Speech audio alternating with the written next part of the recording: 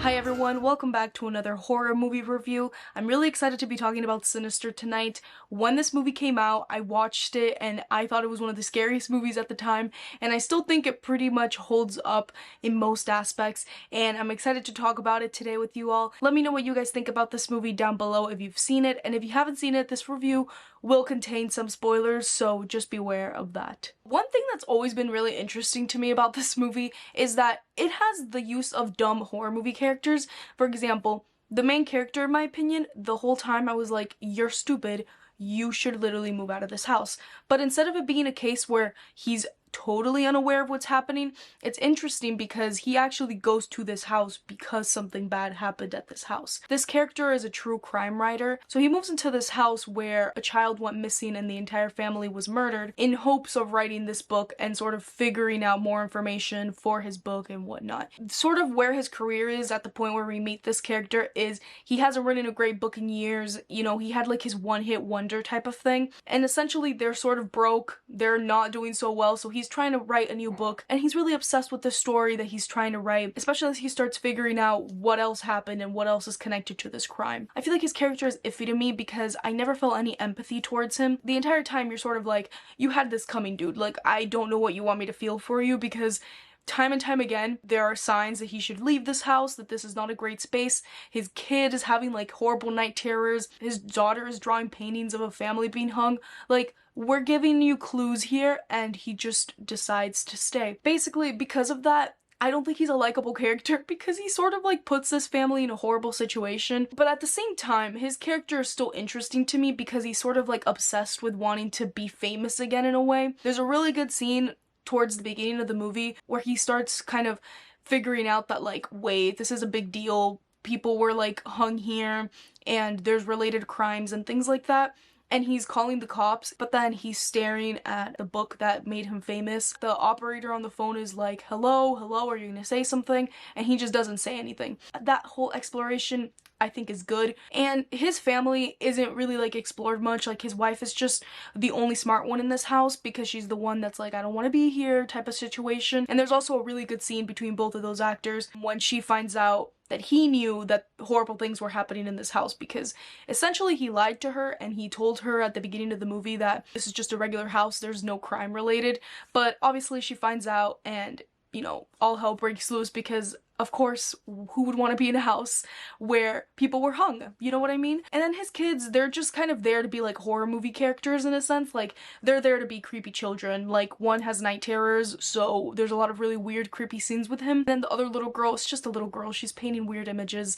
You get the gist. So in character-wise, he's the best one, obviously, but also he's really the one that's doing the most. The other ones are just kind of like pawns in the story, and they're not really like actual built characters. But one of my favorite things about this movie is just the concept of it in itself. He starts watching tapes that were found in the attic, and there's so many tapes, and we get to see the tapes fully just as the main character gets to see them, which I think is really cool. And you sort of start discovering things at the same time as the main character does. And I think the pacing of the movie is really great. I think the editing is also really great. There's a little like fast cuts sometimes as he's like trying to figure something out, but then it also slows down at times when you're watching the tapes, so it feels very realistic. For the tapes themselves, I love them. They're creepy as hell. Like, I think the reason this movie's so scary is because of those tapes and the music that's in the background.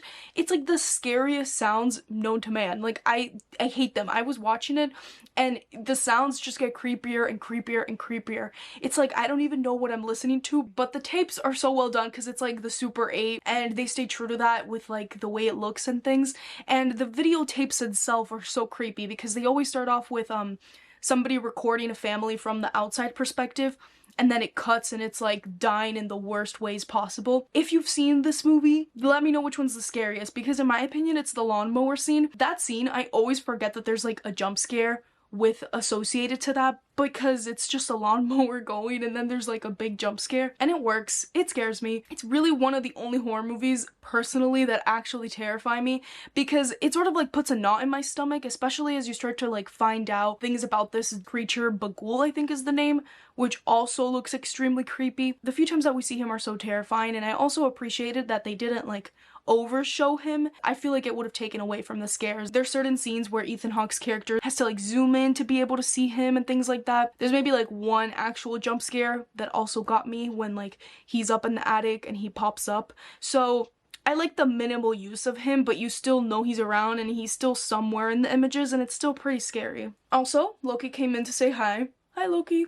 Everybody say hi to Loki. But basically, as you start figuring things out, you start realizing that all of these families have a pattern of a missing child, and this missing child is always the one that's killing the family members. And it's revealed towards the end when he gets new tapes. And I just think the tapes are so creepy. Like, I like that they just sort of appear, he burns them, he moves houses, and they still appear. And the way the movie ends is cool as well, because you sort of find out that by him leaving the house at the end and his entire family, he put himself in this timeline of the families being killed and like this endless pattern of like the child going missing and then doing these things to the family, all because of this like demonic creature thing, Bagul. It doesn't end well for this family at all because they're dead, and it just leaves a empty pit in my stomach. I think when main characters don't succeed in horror movies, it makes it all that much scarier because you're like, you just can't get away from this, and it just makes the entire like lore of the film and everything extremely scary. And also, like, the use of children, in my opinion, in horror movies is usually pretty scary. Like, children in horror movies are scary, and all the children in this movie are essentially being used to commit these heinous acts. And I like that this movie isn't that predictable, in my opinion. Like, you have sort of like that little twist with the children, but then even at the end, when I was first watching this movie, I honestly didn't think it was gonna end horribly for them. I think it's a pretty great horror movie. I honestly am gonna say it's probably one of the better horror movies. Thank you all so much for listening to my thoughts on Sinister. I hope you guys enjoyed, and let me know what you guys think about this movie down below if you haven't already, and I'll make sure to catch you guys in the next horror review. Bye everyone!